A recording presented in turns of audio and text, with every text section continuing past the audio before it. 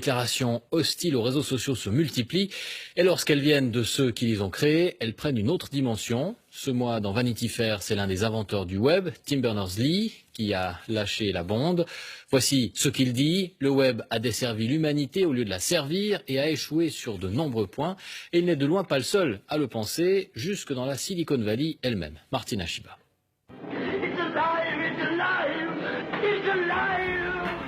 Vous vous souvenez de Frankenstein avec la créature qui échappe à son créateur et qui fait si peur?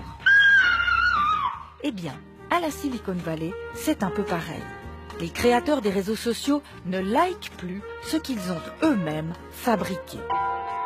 Tim Cook, patron d'Apple, dans le journal The Guardian en janvier. Je ne veux pas que mon neveu utilise les réseaux sociaux.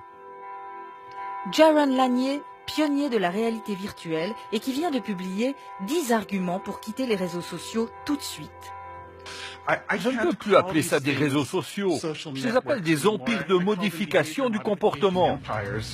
Désormais, on assume ouvertement d'avoir manipulé les cerveaux. Tristan Harris, ancien ingénieur de Google.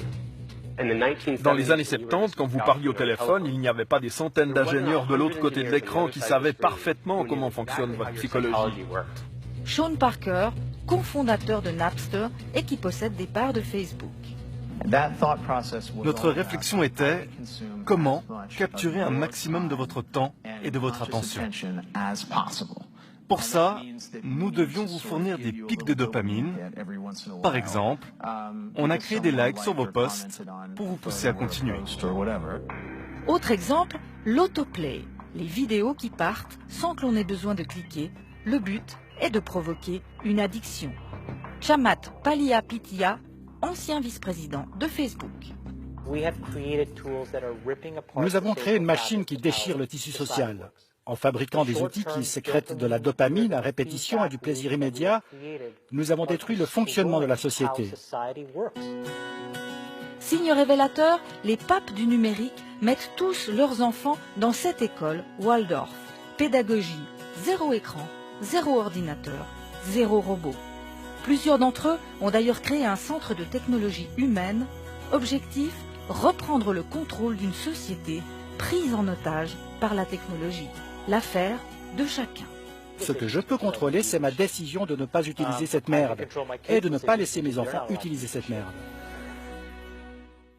Bonsoir Martina Shiba. Bonsoir. Quand on entend ces propos dans la bouche de ces gens-là, c'est quand même assez fou. Ils proposent même des conseils pour se détacher de son téléphone. Oui, c'est complètement surréaliste. C'est comme si les fabricants de cigarettes ou les producteurs de junk food donnaient des conseils pour apprendre aux gens à se passer de leurs produits. Mais ce cri d'alarme demande surtout que la technologie soit mise au service de l'humain et pas l'inverse. Alors quels sont les conseils qu'ils nous donnent pour reprendre la main? Alors, on pourrait faire ça. Mais la réaction de la plupart des gens, ce serait ça. Donc, ils préfèrent donner des petits trucs pour se descotcher de son appareil. Supprimer les réseaux sociaux, Facebook, Twitter, Instagram, de son portable et ne les utiliser que depuis son ordinateur. Supprimer les notifications.